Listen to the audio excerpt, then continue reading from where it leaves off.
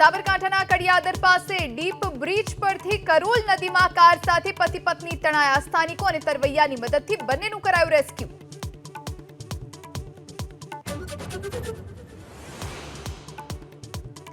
મહીસાગર અને અમરેલીના કેટલાક વિસ્તારમાં ધોધમાર વરસાદ. લુણાવાડામાં રસ્તા ઉપર ભરાયા પાણી તો રાજુલાના ગ્રામ્ય વિસ્તારોમાં પણ વરસાદ.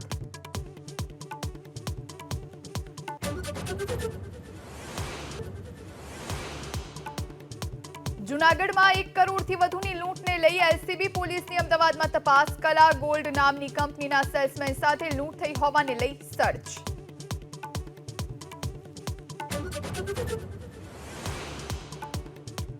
હરિયાણામાં કોંગ્રેસ સ્થાપના ગઠબંધનનું કાલે થઈ શકે એલાન. સૂત્રોના દાવા પ્રમાણે 5 બેઠક પર વિધાનસભાની ચૂંટણી લડવા આપ તૈયાર.